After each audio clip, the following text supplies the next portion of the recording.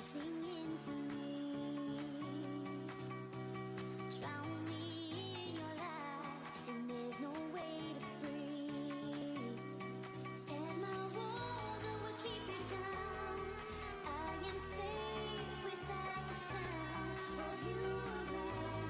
It's getting colder, and I'm a storm that's taking over.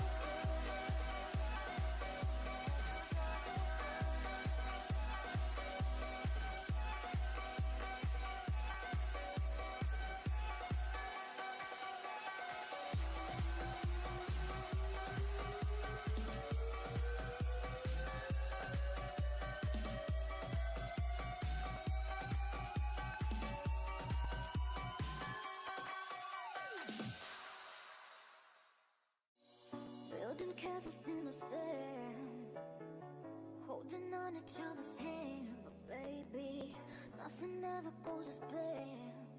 You're slipping away. Promises are tumbling, and I don't even comprehend how deep we got so lost inside our plan. You're slipping away. Are you stuck?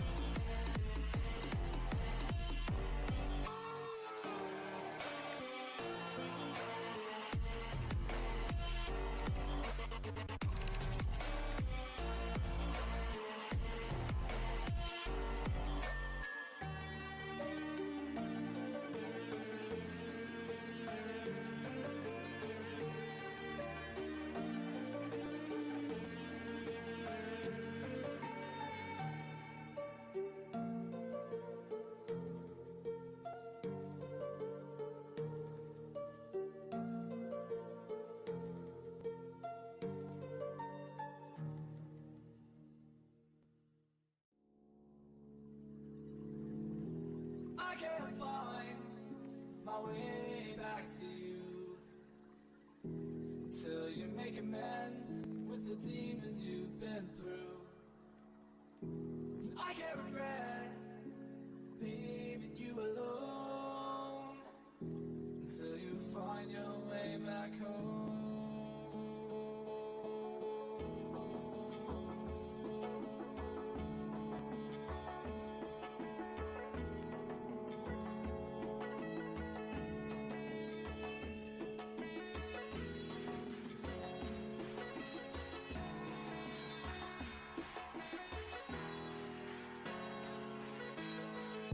Until you find your way back home.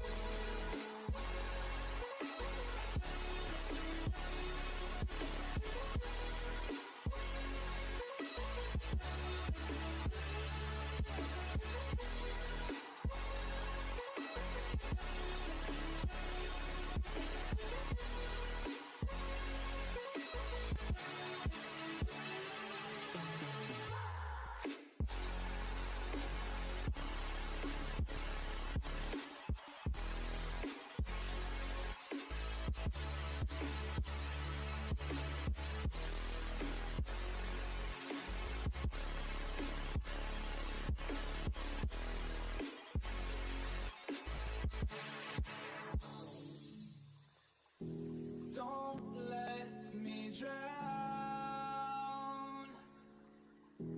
Don't let me drown. Don't let me drown.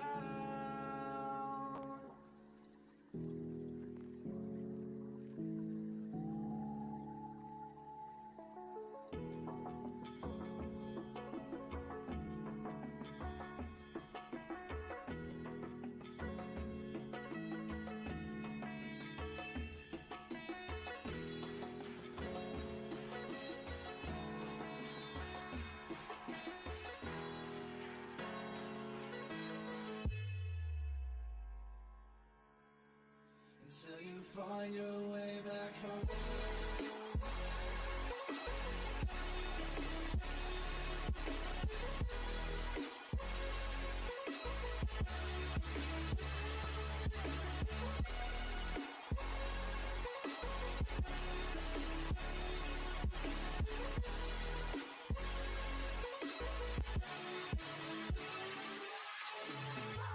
Don't let me drown. Don't let me drown.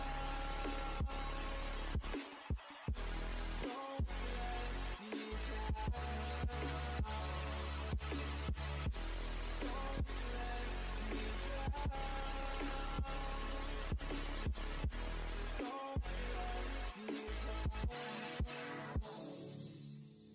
And I can't regret leaving you alone until you find your way back home.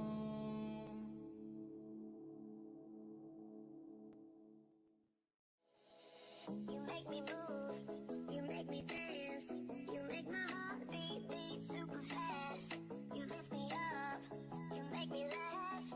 Baby, you're the best I ever had. You're the best I ever had. You're the best I ever had. Best I ever had. You're the best I ever had. Best I ever had. You're the best I ever had. You make my heart beat super fast. Super fast. You make my heart beat super fast.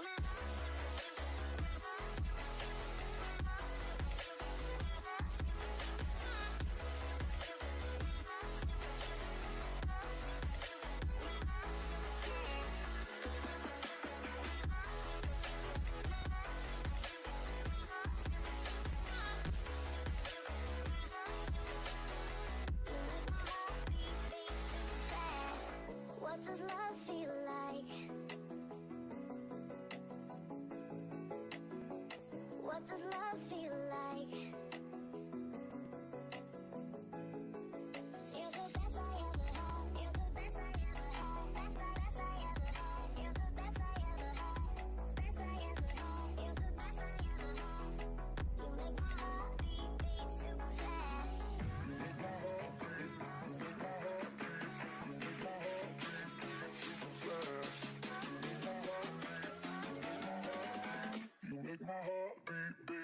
fast.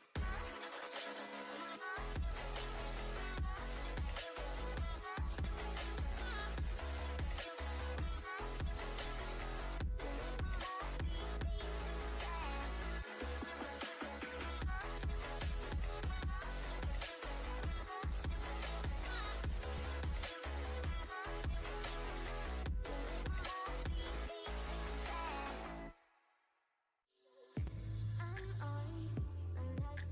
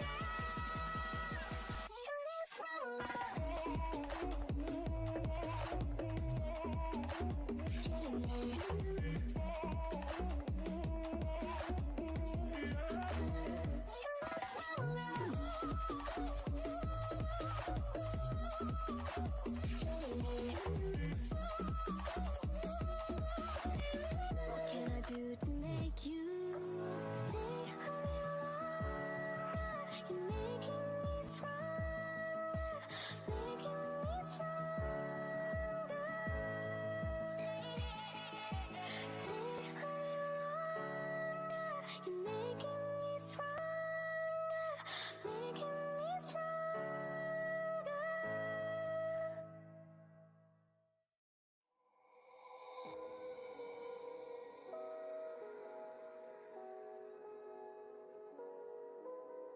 Can you hear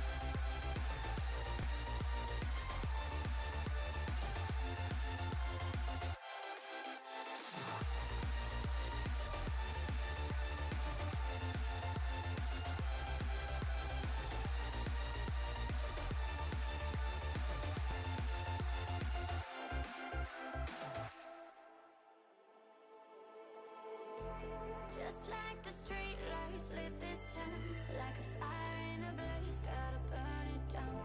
Can't be afraid to leave this out. We got this far, don't know how.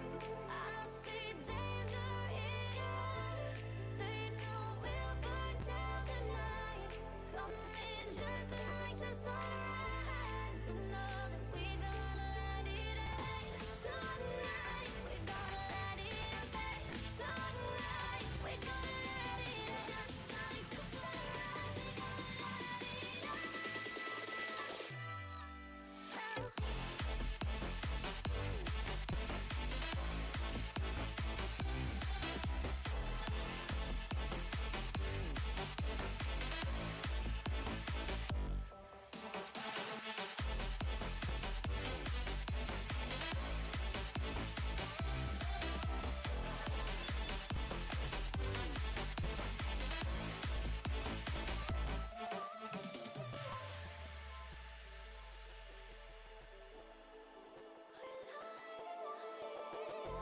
Just like a spark that's breaking out.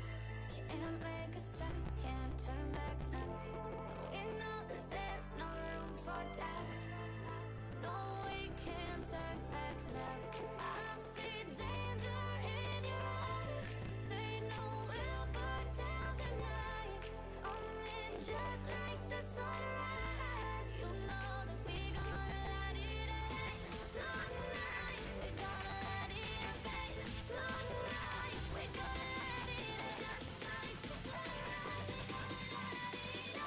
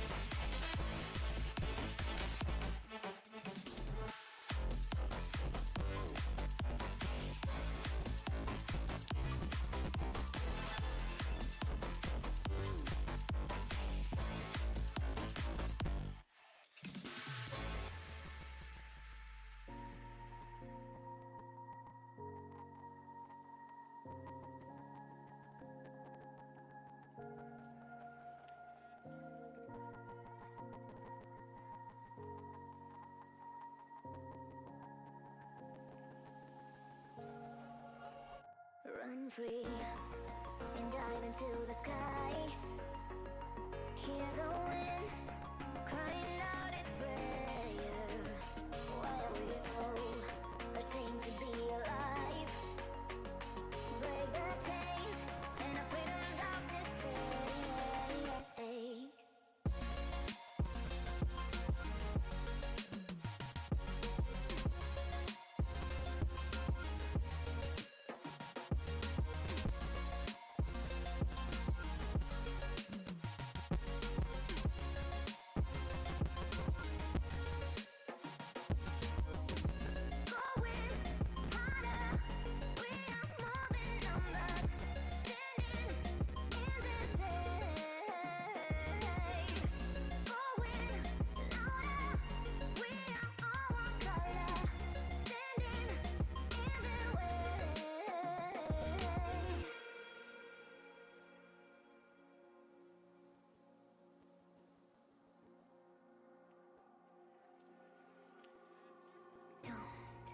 Look behind your back.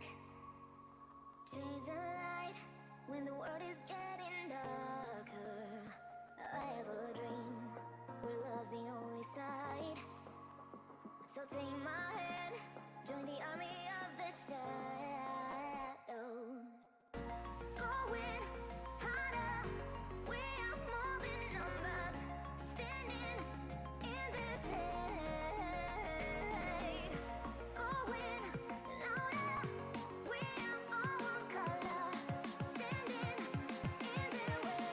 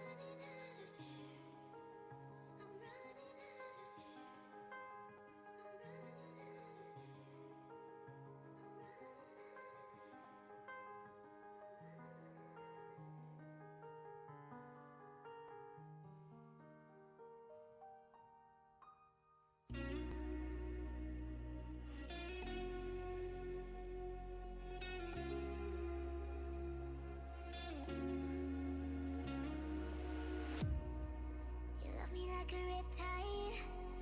I don't know if I'll survive as the darkness falls.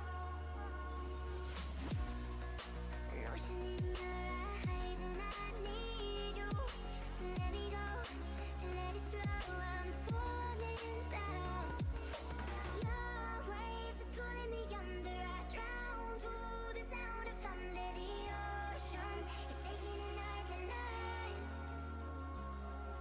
Your waves are pulling me under. We all know what makes us suffer. The ocean is taking another life.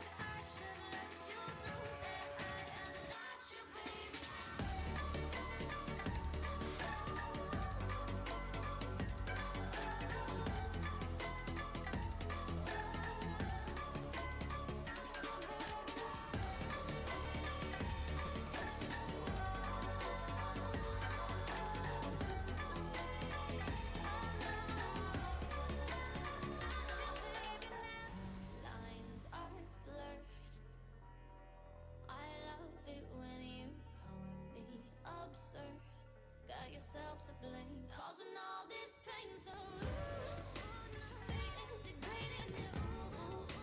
Think that I'm playing the fool, honey. I'll hold out. I wish you well, and I won't be back now. Well, you can go and hate me, but I just fell in love with all this freedom that I found. Saying I've been good for pretty lately. Think I should let you know that I am not your baby now.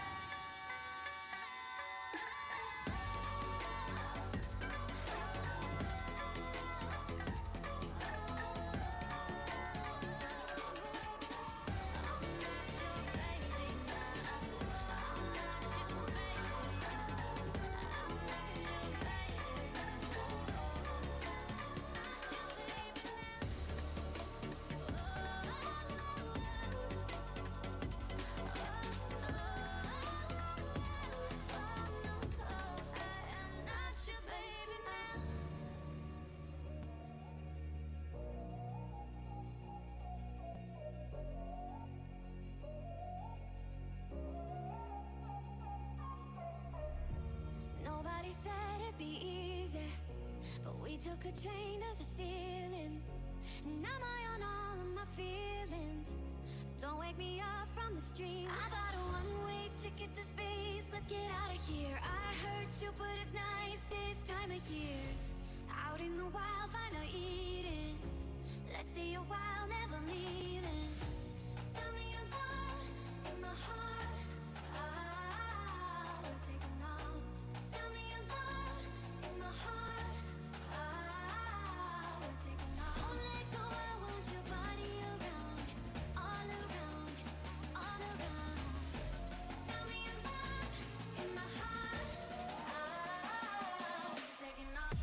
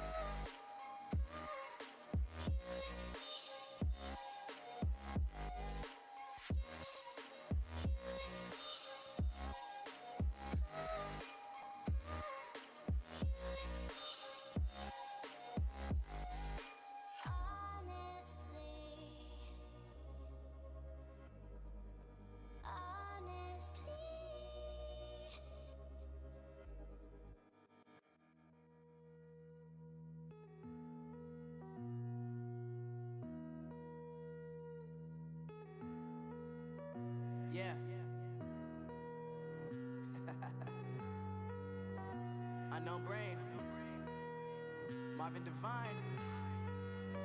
I'm saying bye to all the lies and all the times you cried, saying that I wasn't right, yet I was right by your side. You manipulator, playing games, your friends commentators, and I don't know what you say about our private conversations, but it's got them hating. Thanks to all the rumors you be claiming. It's cool, I'm done with you, so they can throw you a celebration. You gon' hate it when you see me with somebody living better. I'm trying to tell you that me just doing me gon' have you jealous. I know that I gotta stay away from all your games, and I know that I found somebody else to love me one day.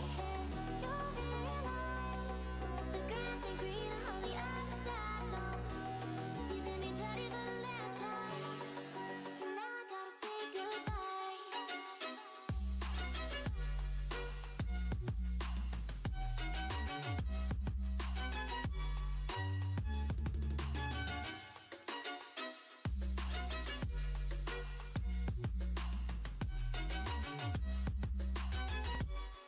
So now I gotta say goodbye.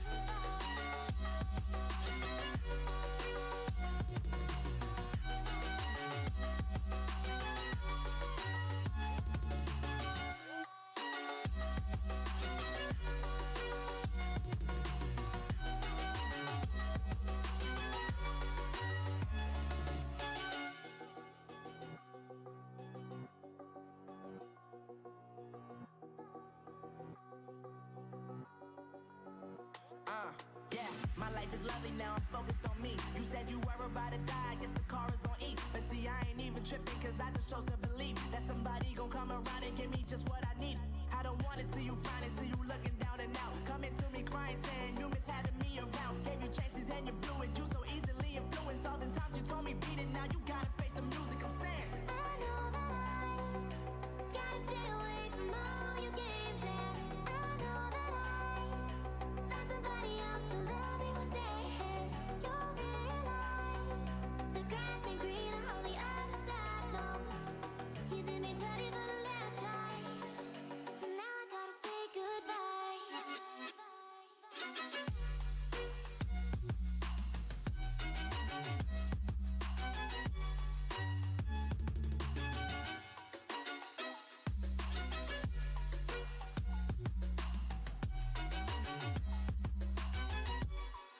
So now I gotta say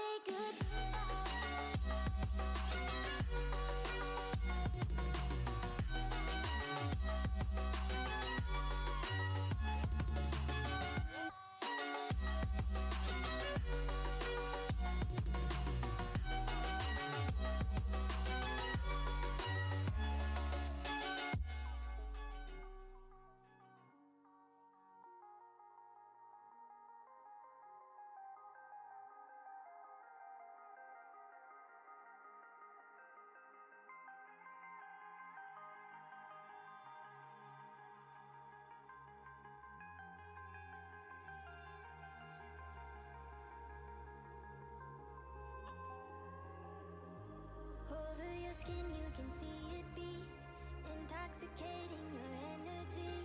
First time in so long you felt the heat, evaporating your bindings. Move like the sunlight, darkness can't hold you here. Bold and bright, push through the atmosphere. This is your dawn, this is your break. Move like the sunlight, darkness can't hold you here. Bold and bright, push through the atmosphere. This is your dawn, this is your break. Move like the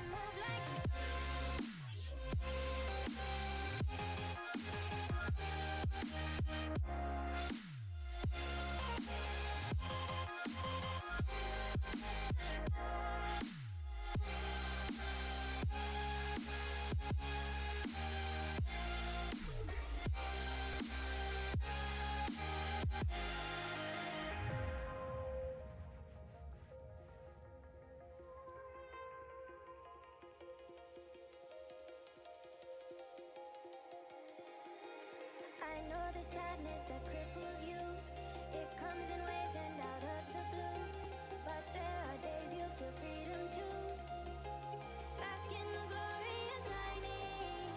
Move like the sunlight, darkness can't hold you here. Bold and bright, push through the atmosphere. This is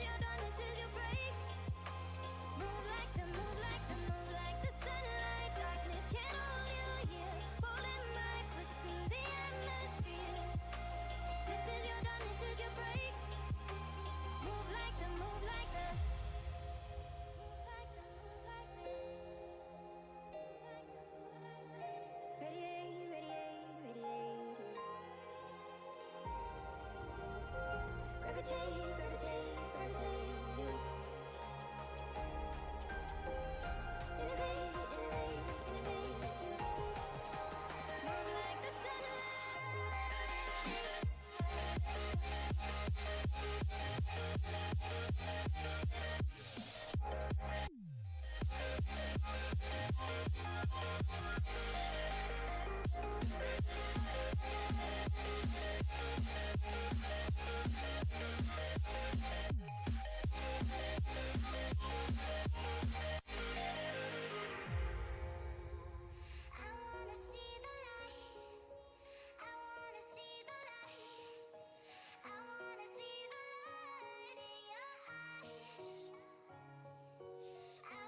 see the light. I wanna see the light.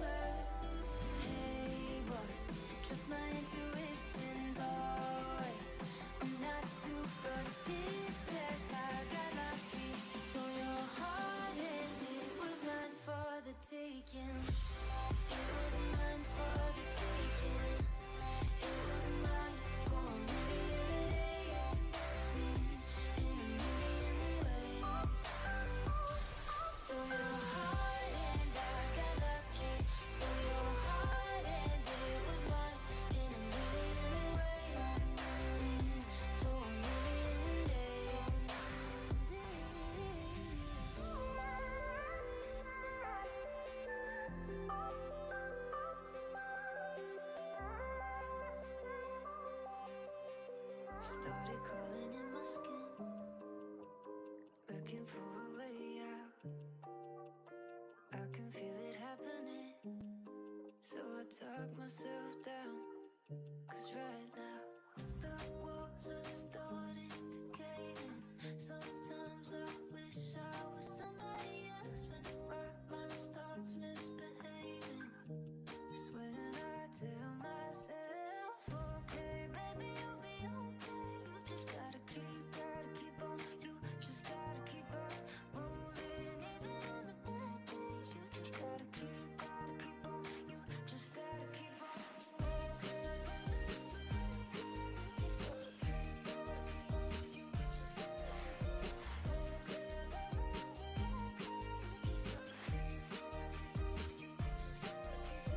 Every time I run away, catches up somehow. But I've been learning what to say, so I talk myself down. 'Cause right now the walls are starting to cave in. Sometimes I wish I was somebody else when my mind starts misbehaving. It's when I tell myself, okay, baby, you'll be okay. You just gotta keep on. You just gotta keep on rolling, even on the bad days. You just gotta keep on. You just gotta keep on.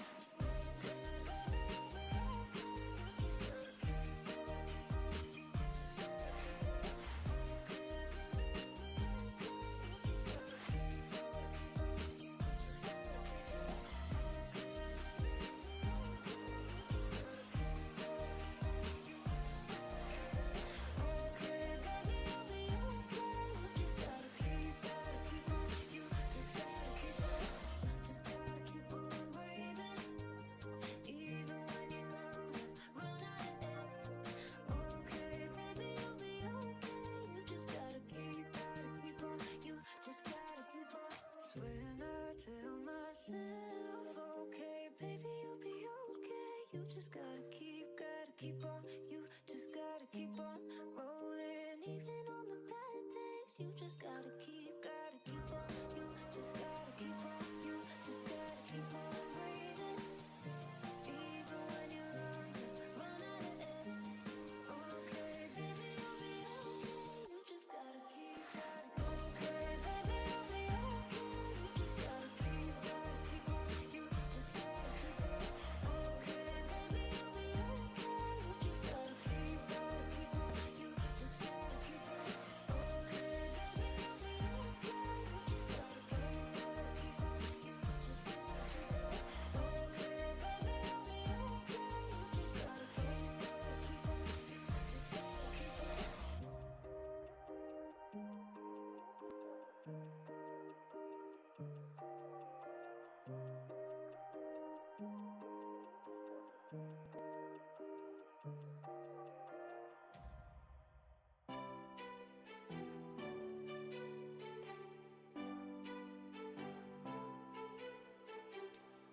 Rising up like the phoenixes, I'm tired of pushed underground. Speaking my heart like it really is, 'cause I can't take another no. I see, I like, I go.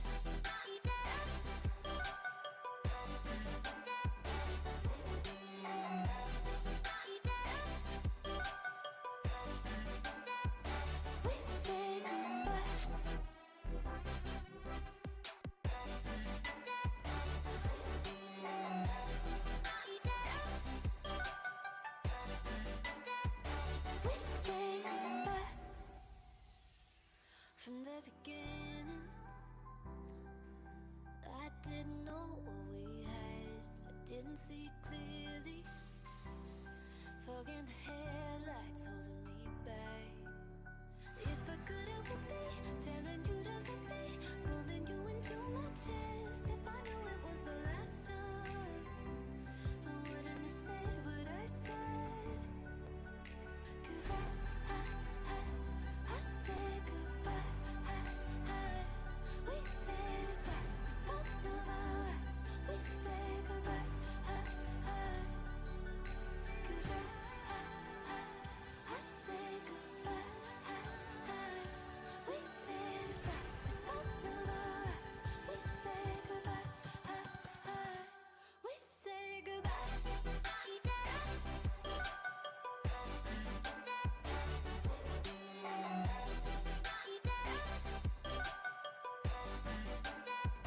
We say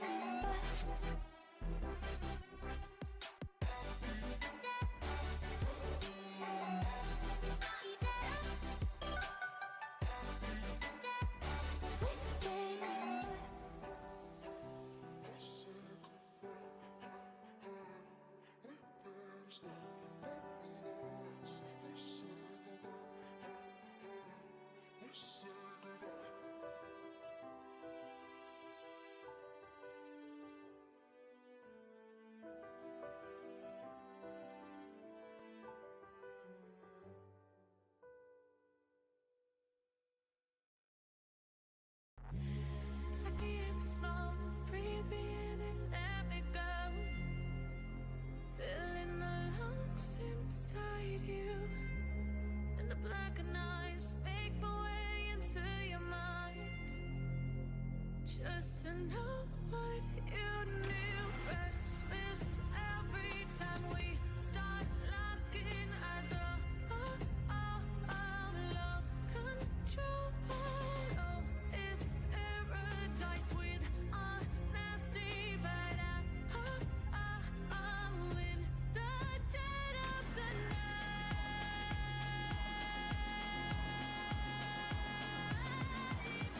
Let the darkness take control.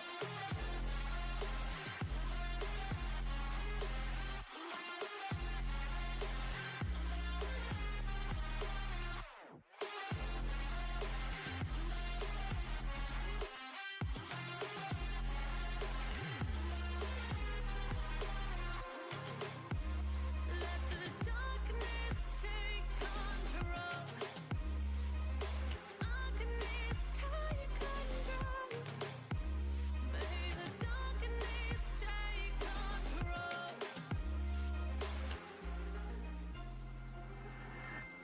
Suck me in smoke, breathe me in and let me go. Sink to your heart to find you. Open up your eyes till you're blinded by the lies, so you can see what you do. Restless every time we start locking eyes. Lost control. It's paradise with honesty, but I'm in the dead of the night. Teardrops on the floor. The pain is over. Feel the darkness take control.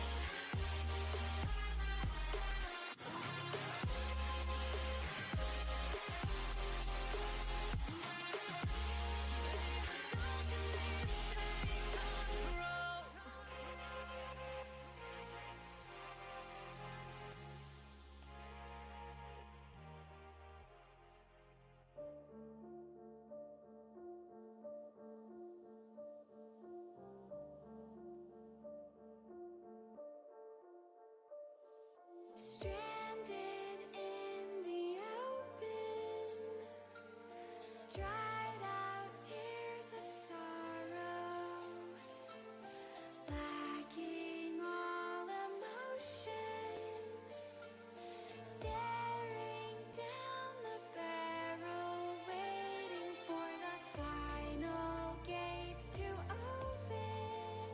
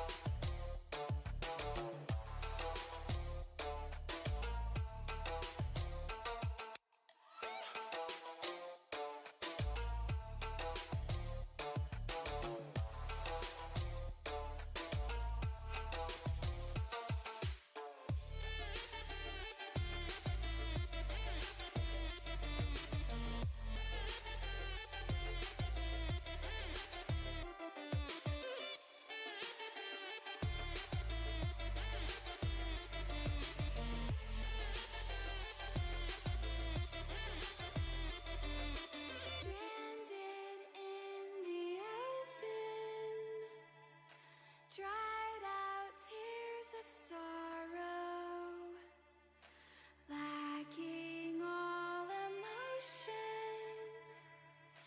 staring down the barrel, waiting for the final gates to open to a new tomorrow, moving with the motion, following the light that sets me free.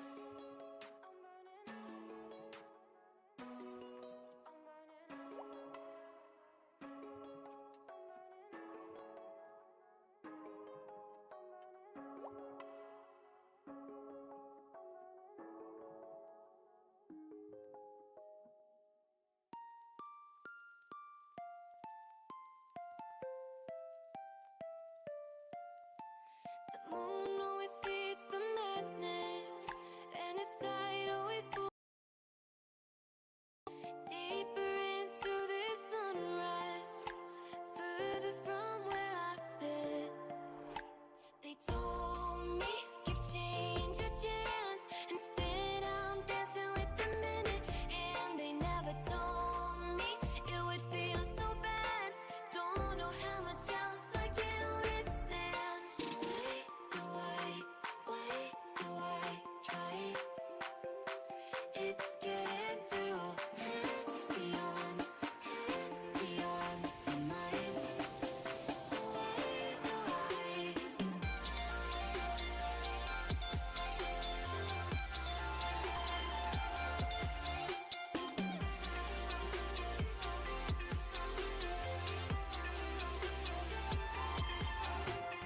Moon only feeds the broken, and I will take all I can get. 'Cause empty bodies only leave me starving for something deeper than the last. They told me, give change a chance. Instead, I'm dancing with the minute, and they never told me it would feel so bad. Don't know how much else I can withstand. So wait, do I try? It's getting too beyond my mind. So wait, do I?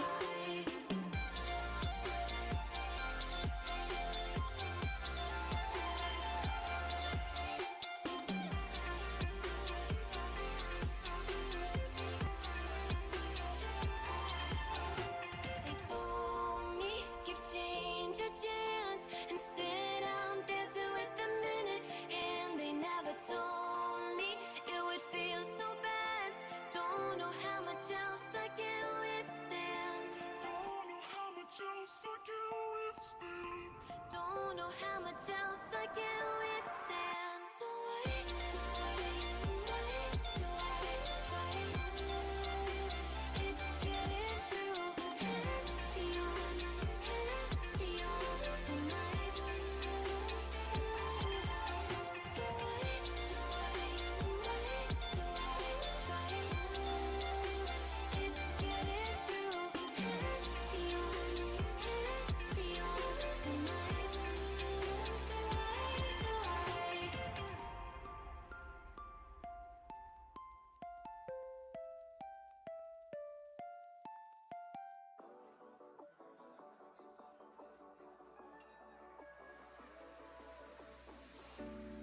I feel out of place. The roads aren't the same like they were when you were the one driving my car, and now I just count the waves of our yesterdays as I go on the 101 highway, and it's taking me back to the start. We lost everything. We lost everything, but you'll always stay close to my heart. We lost everything. We lost everything, but you'll always stay close to my heart.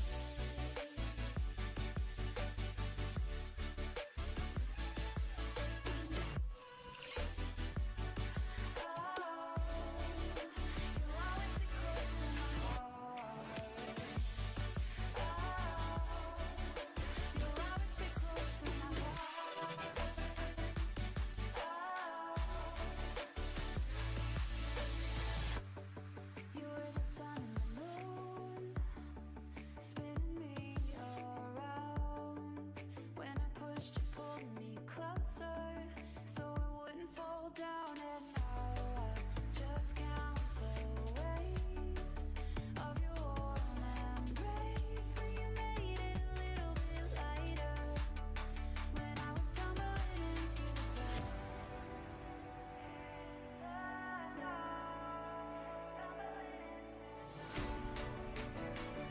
We lost everything.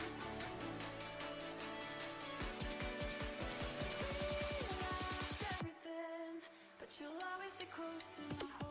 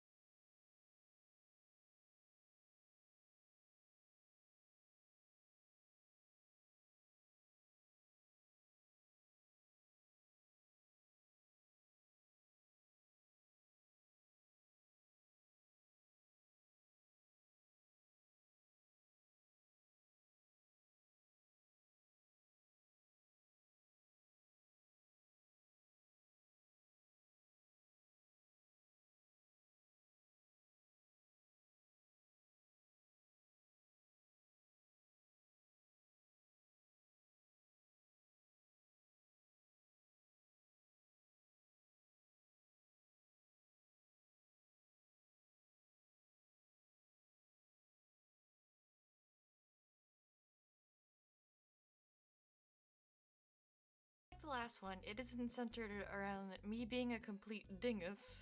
Many moons ago, I went through one of the scariest things in my life. I want to make it extremely clear that I don't mean disrespect to anybody. Even though what this guy did was unacceptable, there are still people mourning over a fresh wound right now. They themselves probably don't know about this, and I assume they won't stumble upon this video, but in the rare event that maybe they do, every single name and username that you hear in the story will be changed to protect the identity of said guy and his friends/family.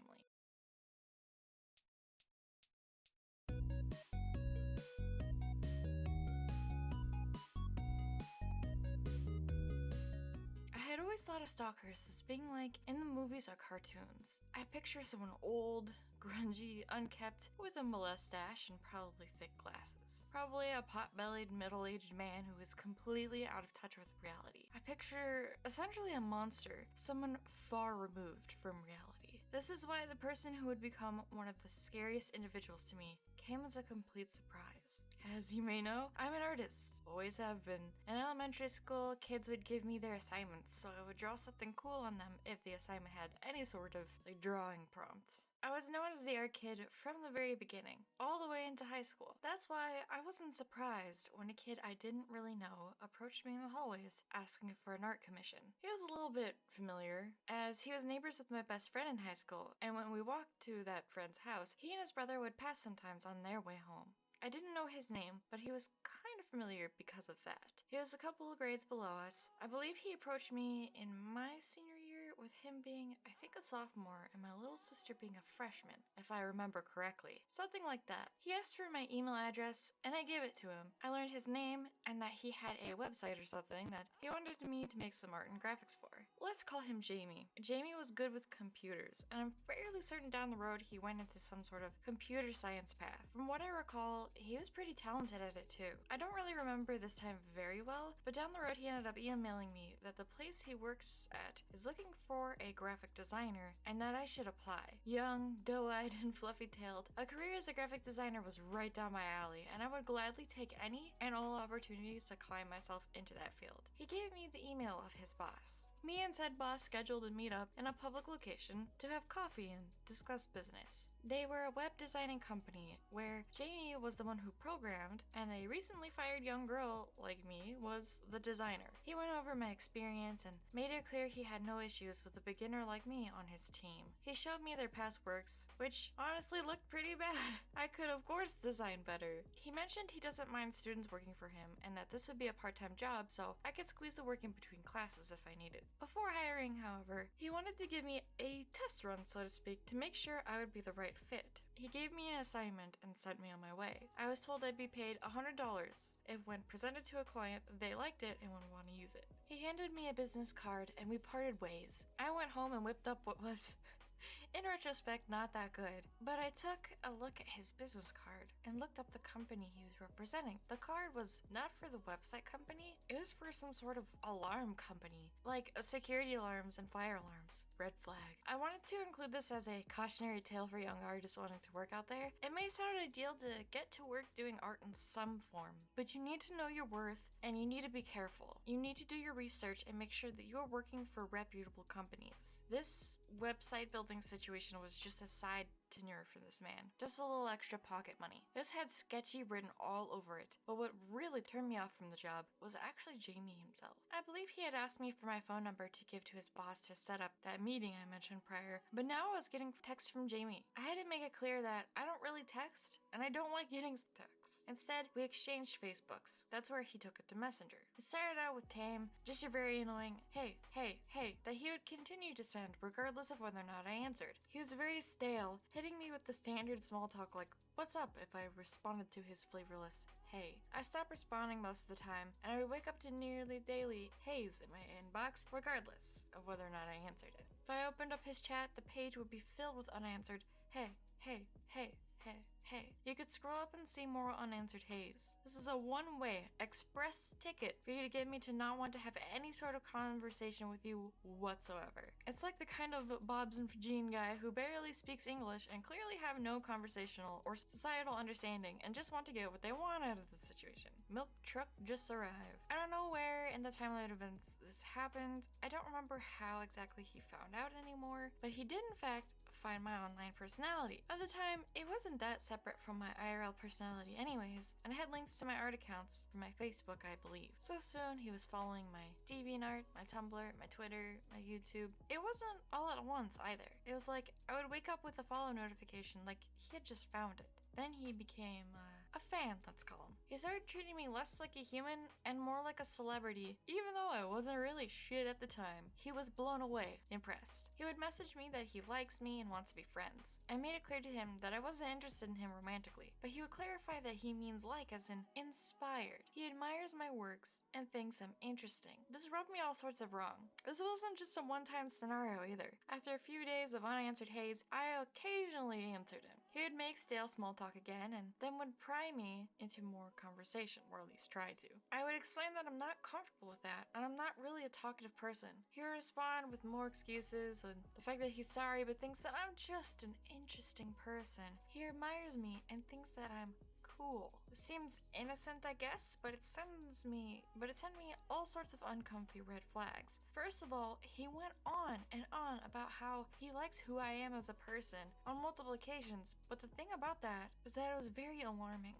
I was not very chatty on any of my social media accounts, and very rarely put my personal life out there. He had no way of knowing me. This tells me that he's less interested in getting to know me, for me, but rather wants to fulfill a fantasy of me that he has in his head. It's a whole another avenue to talk about, but that really grinds my gears, no matter who it is. If it's in a romantic context, it makes me for real mad. He knows nothing about me. None of my interests, my likes, my dislikes, favorite foods, and my past, my quirks or tics as a person. Nothing outside of just that I draw and that it's anime. He has no idea what shows I like to watch, what I think about various things like politics or religion. He knows nothing about me aside from the fact that I'm a female from a school who posts art online. And what really rubbed me the wrong way is never at any point had he made any real effort to ask about any of that. He never seemed genuinely interested in getting to know me, just pining over me creepily in the DMs or text messages. It was also especially uncomfortable because I didn't want that kind of attention and I told him so, but he would still come out and say that he admired me and that he thought I was cool, as if I somehow forgot that I told him just weeks ago that I did not want that. Somehow, over time, it escalated. He started to unsolicitedly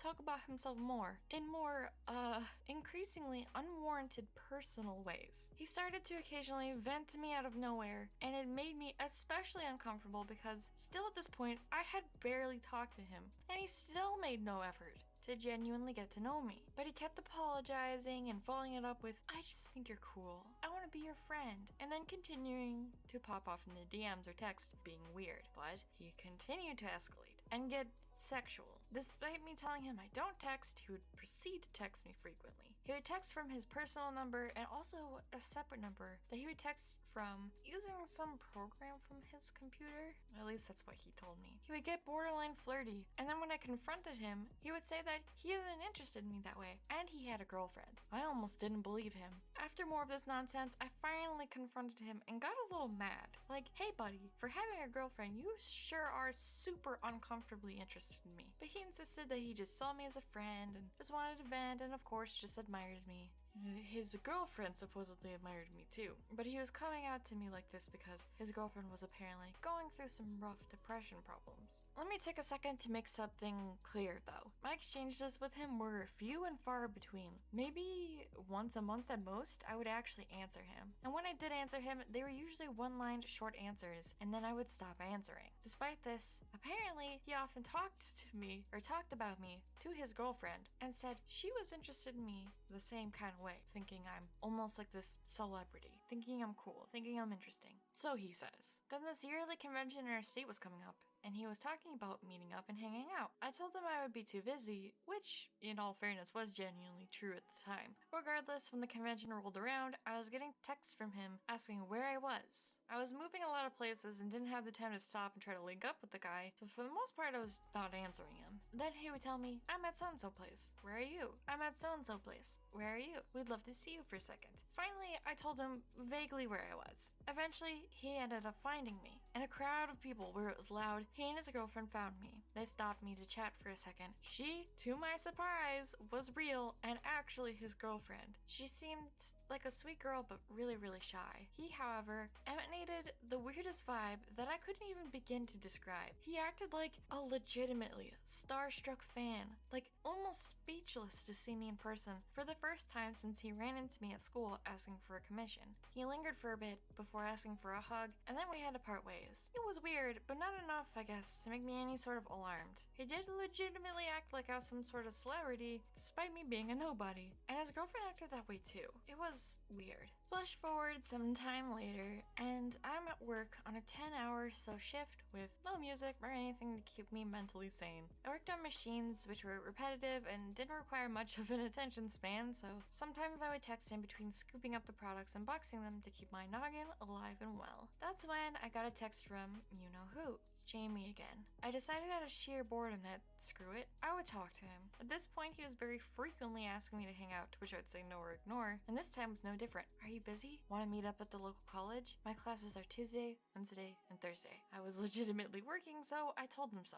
Wrong move. When's your lunch break? Want to hang out? He asked. I had not eaten at all that day and forgot to bring lunch, and also didn't drive at the time, so the thought of eating was very tempting. I thought, screw it. I talked to him more, and somehow one thing led to another, and I asked him if he could bring me some lunch and that I would pay him back. He agreed. He brought me some Tim Hortons, coffee, and a sandwich, just like I asked. I gave him the address of where I worked, and I came outside the warehouse and nervously out to his car. I said, hey, nervously. Without speaking, he looked up at me silently and handed me the food. He just stared. He for real seemed like starstruck. I offered to pay him back, and he denied it, saying, don't worry about it. I lingered for just a second longer, not sure what to do, but I knew what I wasn't gonna do was continue to hang out there, nor get in his car, which was the vibe I was getting. I told him thank you again and that I had to go back inside. He understood, said his byes, and drove off as I went back inside. Later, I get a text. I love your voice. It was, well, honestly creepy, especially since I didn't have a particularly interesting voice, I thought. It's not cute and high-pitched like some ooh-goo kawaii anime girl, and it wasn't like a sultry voice either, just a husky nerd. But regardless, he liked it and was starstruck enough that he felt the need to tell me. He started to text me at work more frequently, despite my answers not getting any more frequent.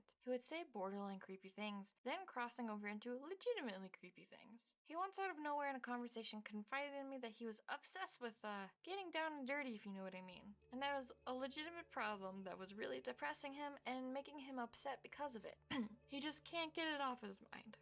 I don't think I'm doing justice of explaining it very well, and I don't have the phone that he sent that to me on anymore, but I humored him and legitimately responded. I think what he was doing was intentionally trying to shock me to get a response, intentionally get me upset, and that's what yanks his chain, so to speak. But I wasn't gonna play into that. I think he was expecting me to get mad, for him to be, caught in the act, so to speak. But I responded to him as professionally as I could muster, something to the tune of, oh, that really blows, something therapy, you can get through it. My response took him off guard completely, and he responded with some sort of surprise thanks that I took him seriously, then followed by how I'm so cool and not like the other girls, of course. He continued, of course, to escalate, but let's sidetrack for just a minute. Trust me though, this will reroute back and tie things together. But for now, let me explain something. I had a Tumblr that I used to use, I don't use it anymore.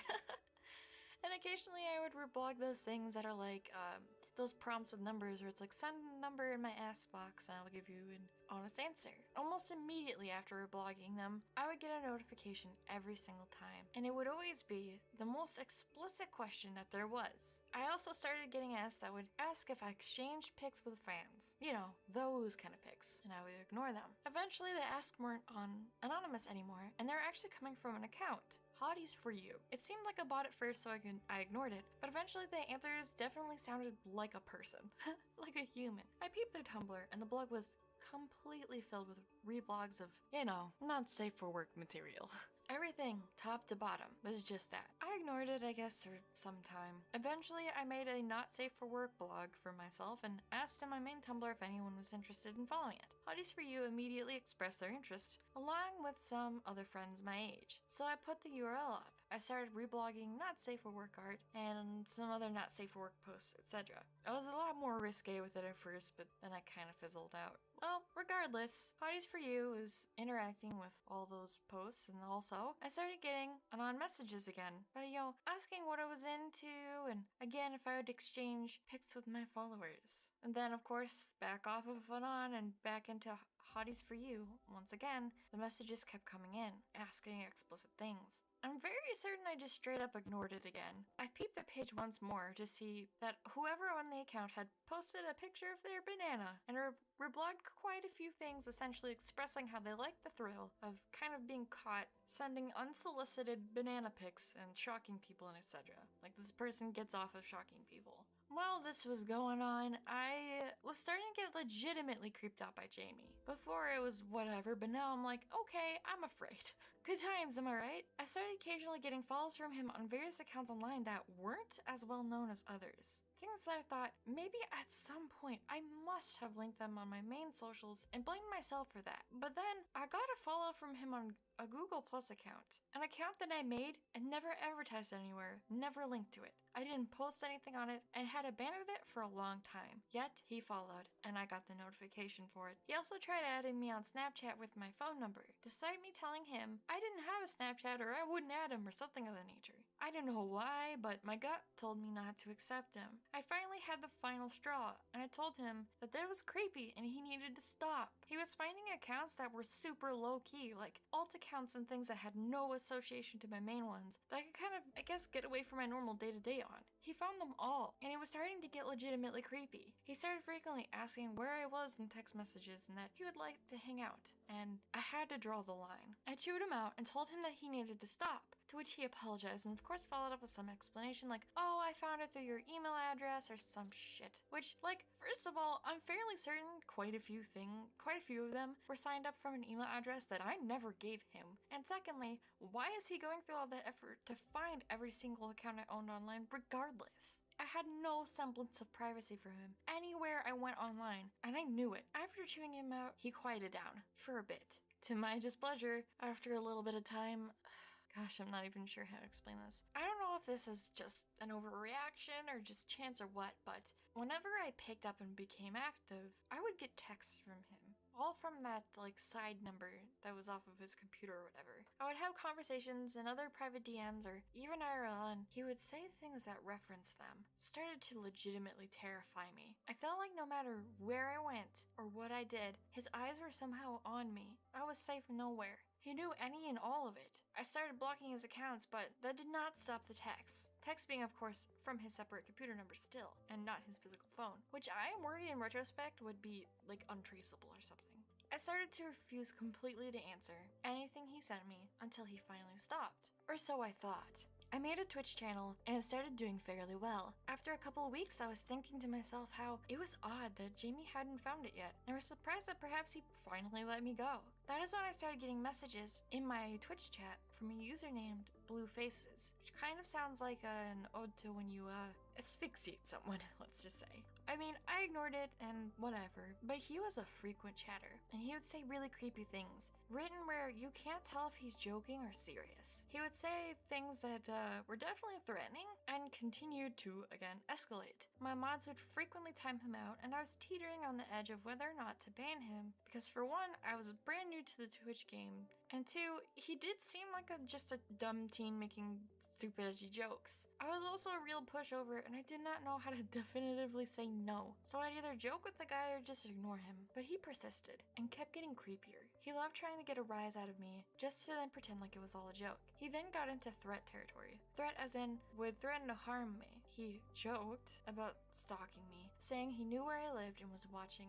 from outside my house. He said he was outside my window at one point, and I started getting legitimately terrified. One day after his staple jokes, he sent a donation, some couple of bucks with some message trying to be funny or something. I had to use the bathroom really quick during the stream, so I gave a spicy BRB and headed downstairs with my phone to tinkle. I was scrolling through my email during that, taking a little break from streaming, and saw something that made my blood go absolutely ice cold. From PayPal, I had a notification from the stream donation. What happens is whenever you get a donation on stream through Twitch or Streamlabs or what have you, you'll get an email from PayPal coming from whoever sent it showing their real full name. Where Blueface's donation was the full name of Jamie. Jamie, in fact, had found out about my Twitch and knew about it pretty much from the beginning. Despite me chewing him out to leave me alone and him going silent on most forms of communication, he still found a way to watch me carefully and still interacted with me without me knowing. I instantly banned him without explanation. I quickly explained to my mods the situation and fearfully returned to the stream. I think I pretended like nothing happened and went on about my business before ending the stream, but in reality, I was in a cold sweat. Shortly after, a fellow with the username HottiesForYou appeared in the chat. Oh hey, it was that guy from on Tumblr. He had continued on occasion sending me asks and liked every single one of my not safe for work Tumblr posts whenever I did actually reblock something since I had long abandoned it. HottiesForYou wasn't necessarily as creepy as Blueface's, so I let him stay. Despite the username and the blog completely failed with what I had described before, his messages in the stream chats seemed pretty normal. Almost stale. He didn't push anything, just seemed like he wanted to talk to me. Whatever. Well, as life does, I got a bit busy and was streaming a bit less. Months go by without a word from Jamie or Blueface's. Nothing. I had almost forgotten. That was until I got a notification on Snapchat that someone had added me by my number, an old phone number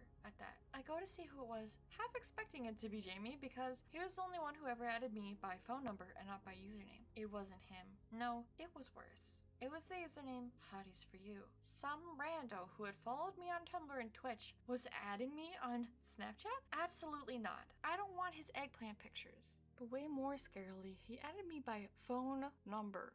I only gave my phone number to family and work acquaintances. Many of my own close friends don't even have my phone number because it's just easier to get a hold of me on Facebook Messenger. This told me exactly what I needed to know. It was him. This whole entire time while playing this starstruck fellow in the DMs obsessed with quote-unquote being my friend, in between random explicit bombshell messages, this whole time had been cruising around under another alias trying to get clamshell and melon pictures from me. This user had minimized me down to a snack for consumption. He was completely uncensored in his DMs as HottiesForYou and wasn't careful about it at all. No matter what I said to deny him, he continued to prowl and send gross and creepy things under different aliases. This whole time, this scary individual was trying to solicit pics and other things from me, trying to get aroused out of me, was also role-playing as a stalker in my Twitch chat, saying things that I still to this day do not know for sure whether are true or not, while also I think had somehow gotten a tracker on my phone or something, while also being the unsuspecting kid from my high school. He didn't necessarily look creepy. He didn't have many friends and was a bit weird, but otherwise he looked like a normal nerdy kid. He could have even maybe been attractive depending on what you're interested in, if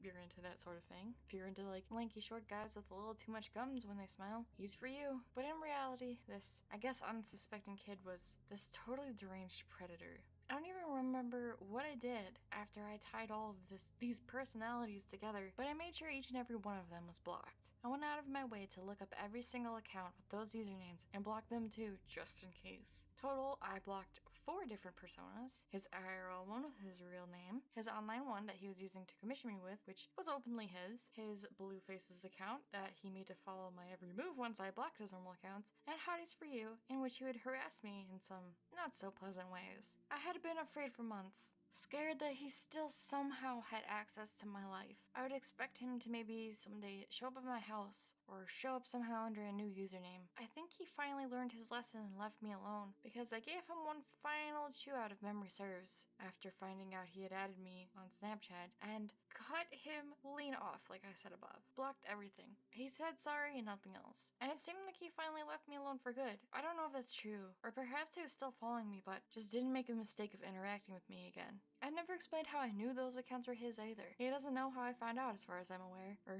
maybe he does and I just don't know. Either way, it doesn't matter. He has no place in my life whatsoever. Finally, after a few years, the fear has fizzled out. I did end up finding later in life that he creeped on my sister as well, though less severely. He added her to tell her that he would toss the rope at her profile pictures. Made me want to physically fight him, but I know that he'd probably get off to the reaction and didn't even let a peep of me being upset ever somehow cross his noggin. I sometimes would worry here or there, like, what if he came back? What if he did know where I lived? And what if he was outside my house that one time? I don't know. I told my coworkers the story one day. One of them added him on Snapchat, I guess as a joke. It was funny at first, but quickly became uncomfortable for her too. He got a little too clingy too fast, despite her only jokingly messaging him that night. That was maybe a year ago or so. It was harmless at the end of the day, and she got annoyed rapidly and removed him just as quickly as she added him. One thing that's interesting though, was how quickly he responded to her when she added him. Either way, here is where the story wraps up. A few classmates of mine have passed over the years following graduation,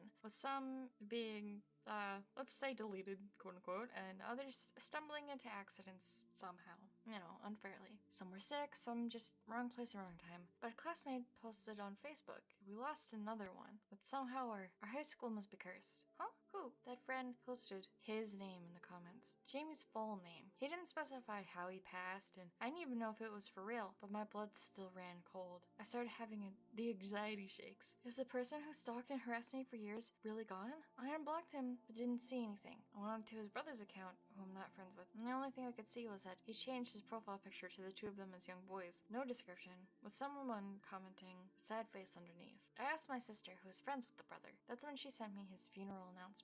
It was true. I didn't know the details, but he was actually gone. At the bottom of the pamphlet was, the family of Jamie requests you to donate to the National Suicide Foundation. That told me all I needed to know. Although, it's a horrible way to go, and I would not wish that on anyone. A huge sigh escaped my lips knowing that I was, for sure, free from him for now on. For good. Since then, I've been battling with what should I have done? Did I do the right thing? Should I feel a certain way about his passing? Is it bad that despite it being an unpleasant thing that people are mourning over, I'm kind of relieved? I don't think it was a good thing by any means, but I don't know. I want to end off with tips or advice or something, but I think I'm going to be more in the advice asking seat rather than the advice giving seat. What you guys have done, let me know. I do want to say though to young girls out there that typically those who harass or stalk you or do other unspeakables are typically people you know. Not always, but a lot of the time they are. They're unsuspecting. They don't look like monsters. They could be one of the average kids in your school, like mine. He didn't act out or behave creepily from what I understand and blended in with the rest of us. We were also given a bajillion cautionary tales about not sharing our personal information online, but what about friends?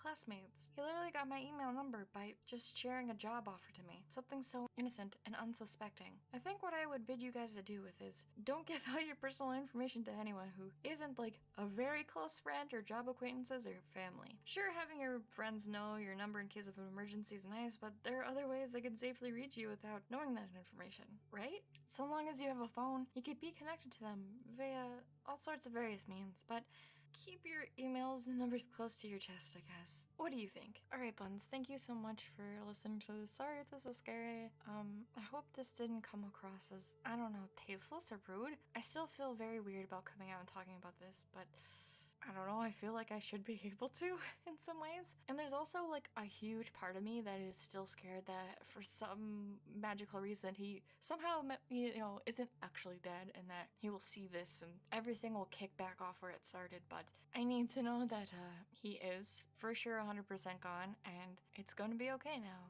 For good. Yeah. So anyways, thank you guys again so much for watching. Let me know your thoughts, your takes, your advice, all that good juicy business. If you want art goodies or to support the channel, head over to patreon.com/yukibuns. That would be fantastical. My commissions are open, links will be below. Social media will be linked in the description as usual, and let us shimmy on over to today's art features. Get a load of these artists. Oh my god, can you believe it? Anyways, their information links will be in the description for you to follow and give them a little support. If you want to be featured as well, head over to our Discord server, which is also linked in the description below. Alright guys, you know that this is an unusual early post. Be good, be safe. Black lives still matter. See you in the next one. Bye!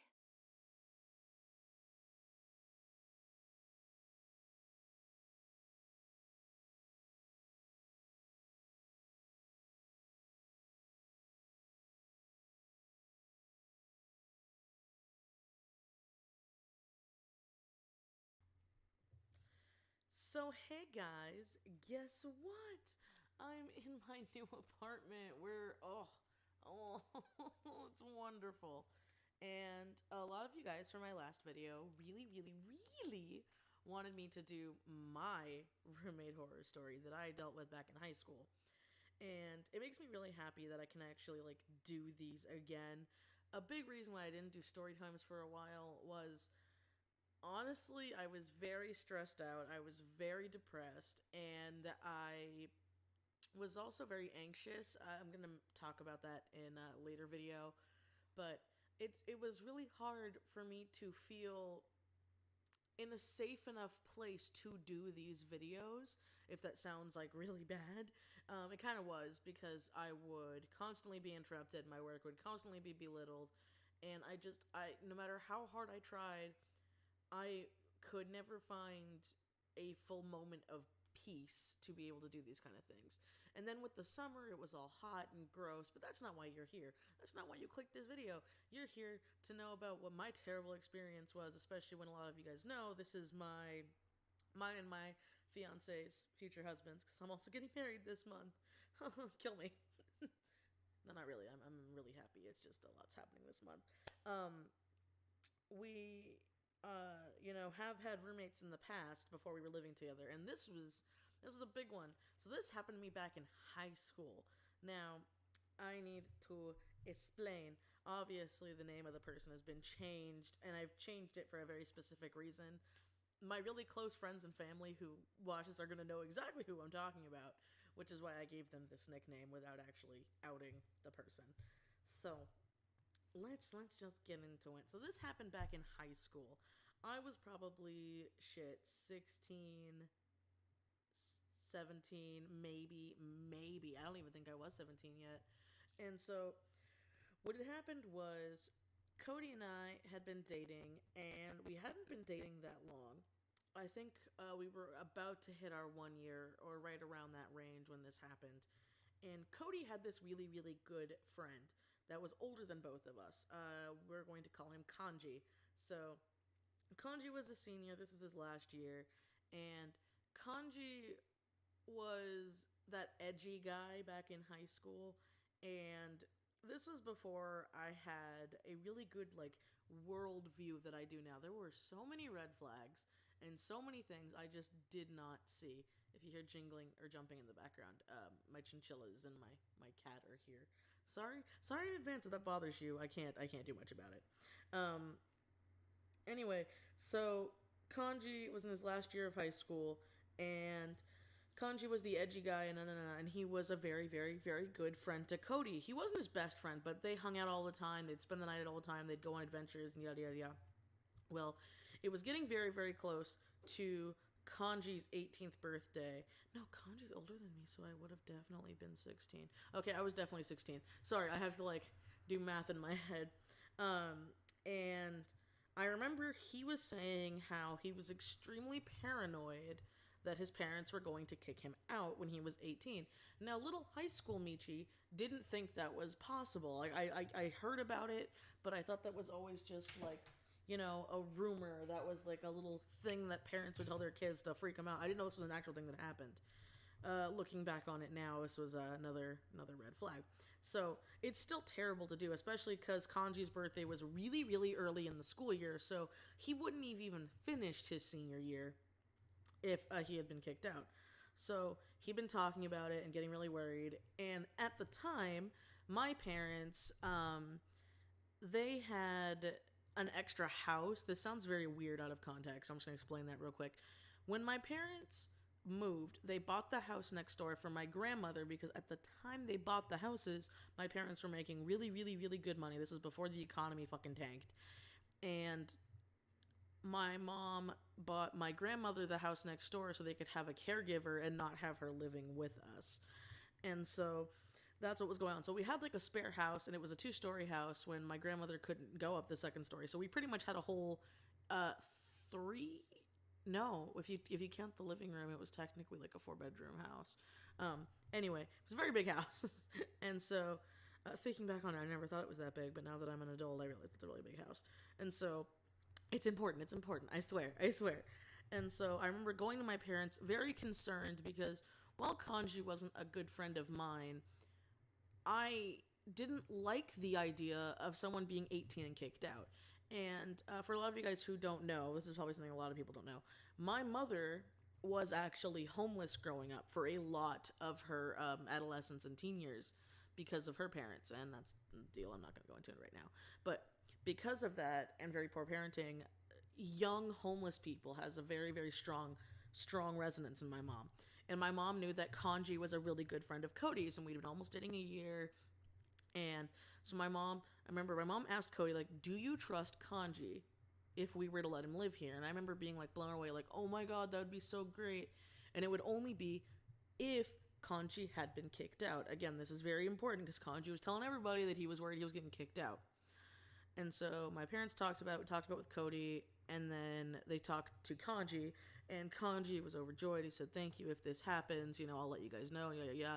And so that was a huge mistake. I realize that now, years later, I'm finding out things that I'll get into. I'll get into a little bit later, all right? So it was Kanji's 18th birthday, and we were all very, very nervous. And then we got that phone call. We got the phone call in the middle of the night. Kanji had been kicked out. All of his stuff that he owned was on the front lawn of his parents' house, and he had nowhere else to go. So my parents already knew about this. So we packed up packed up Cody's dad's truck, and we all went to get Kanji's stuff from his parents' house, and he moved in with us. And he moved into the house next door. Now, there were some very important rules that my parents had, because my parents were extremely giving to Kanji. This is really important. He had his whole house, pretty much, the whole upstairs, like I said, 4 or 5 bedrooms with 2 bathrooms, plus, yeah, he couldn't really use the kitchen, but he could go into our house, because it was, in a way, the houses were connected, but not really, and so he could use our kitchen. We were night people, so it didn't ever bother us, and my grandmother had her own room in the bottom stores, so he wouldn't bother her, and he wouldn't bother her helper. So, he had his own house. He didn't have to pay rent, because he was still in high school. He had his food paid for. And my parents were like, okay, you have room and board paid for. We will take you. This was another important one to remember. We will take my parents, because I was a transfer kid. So, my 2 brothers actually went to a different high school than I did, and because of that, it caused myself to get to school extremely early. I would be the person getting to school at 6 a.m. when school started at 7, because I was the transfer kid.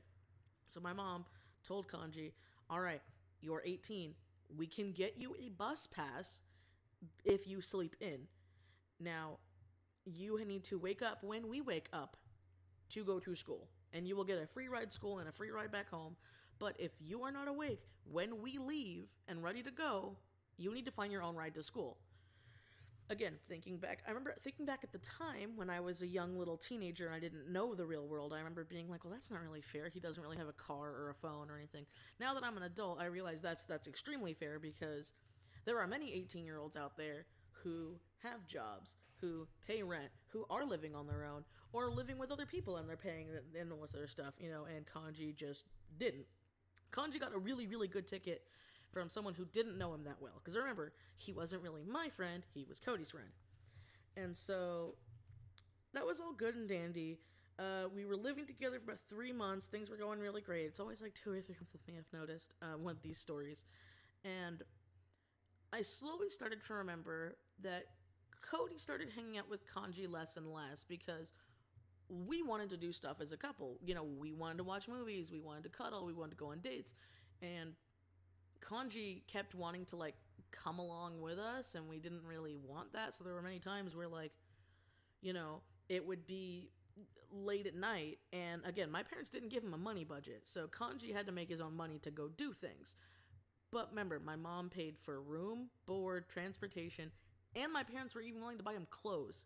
And another important thing was he needed to get schoolwork done. So my father, who had a spare laptop, gave Kanji a laptop and bought internet for the spare house. So this kid, this 18-year-old, had a free multi-bedroom house, free food, free computer, and free rides to school.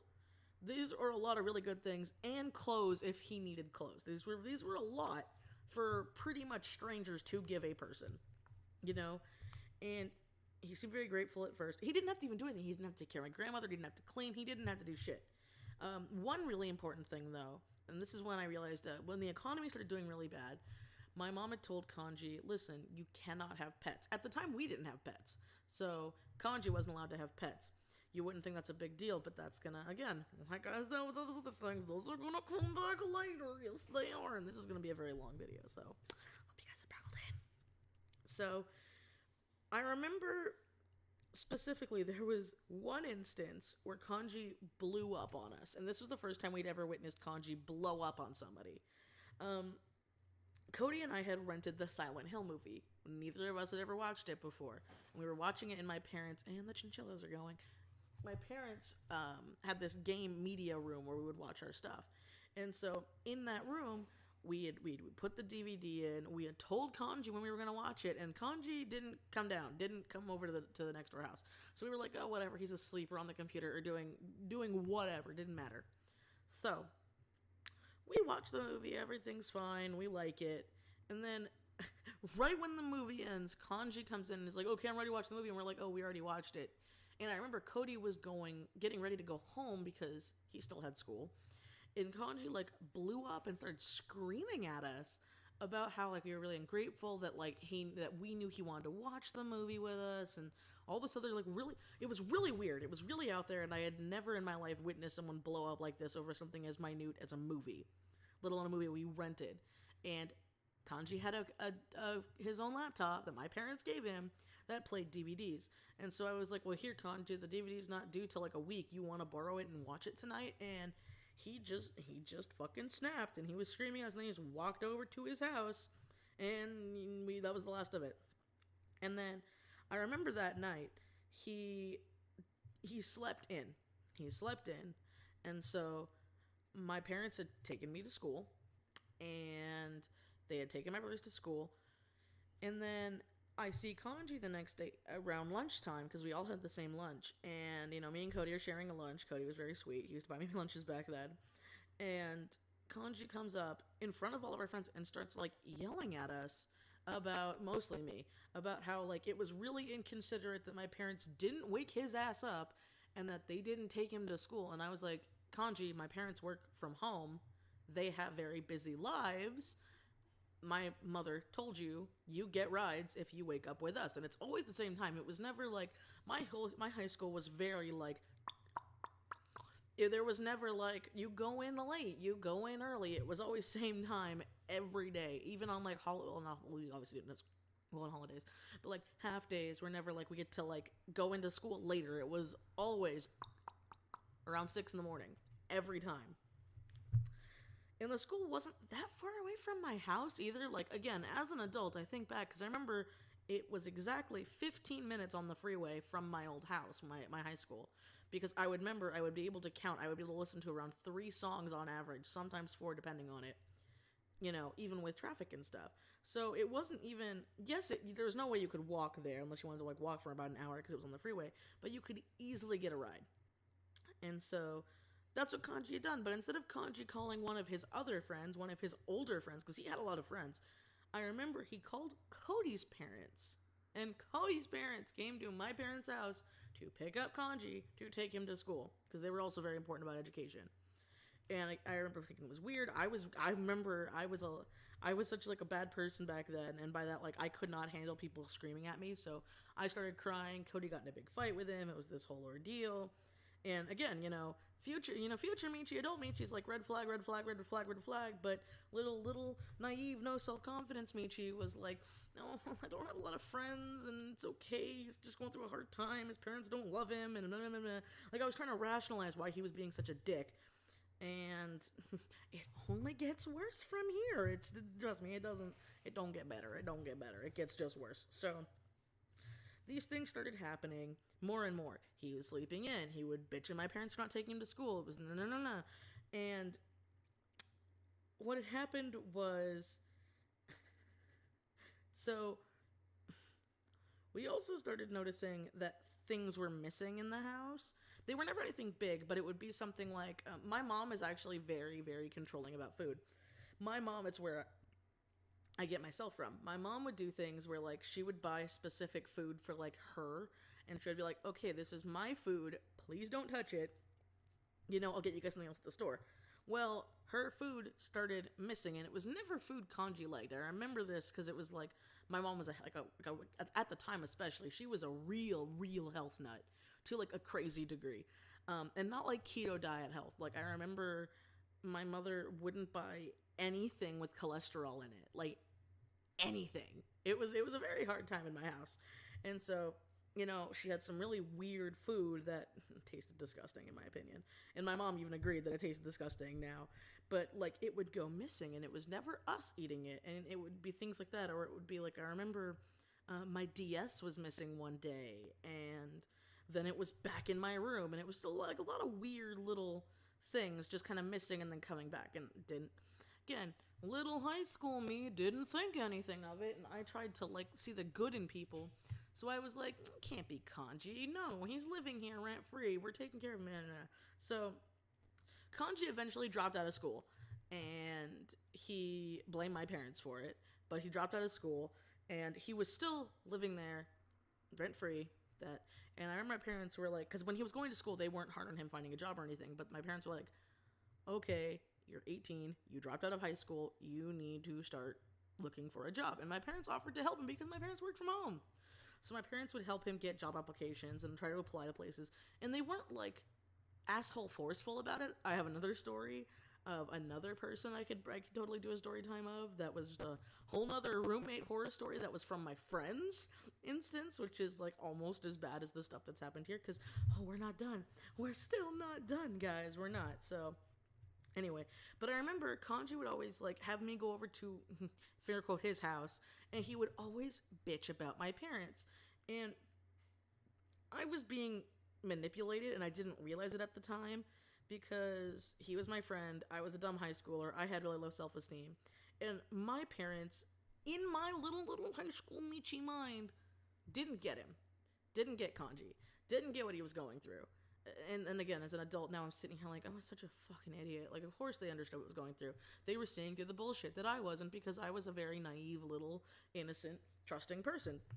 And so, I had come home from school one day, and I remember the school year was almost out at this time. It was almost out, and he was like, "Hey Mishi, come, I got a surprise for you," and go upstairs, whatever. And he has a kitten. And I look at him, I'm like, dude, my parents said you cannot have pets. And especially at this time, I didn't know because I was a high schooler, but my parents were starting to have financial struggles. The economy was starting to tank. The house market was really tanking at the time. And I was like, dude, you can't have this kitten. Like, because again, my family didn't have any pets at the time.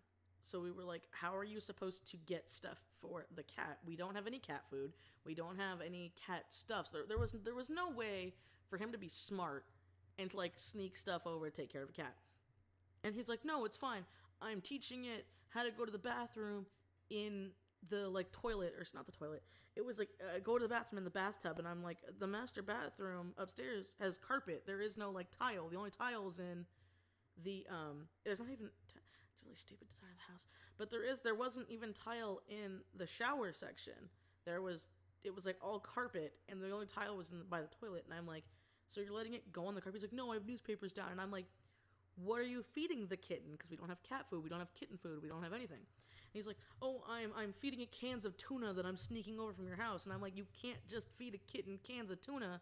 Kittens need kitten food. Kittens need milk. Kitten needs this. He's like, no, it's fine. And I remember being like, my parents told you can't have a kitten. You can't have pets. And then he's like, well, no, it's a kitten. It's homeless. It's like me. And that stupid wording, I remember that got to me because I was like, shit, I don't know what it's like to be homeless. Now I do, but that's different. And so I was like, oh, I guess you're right. And so I had told Cody what had happened.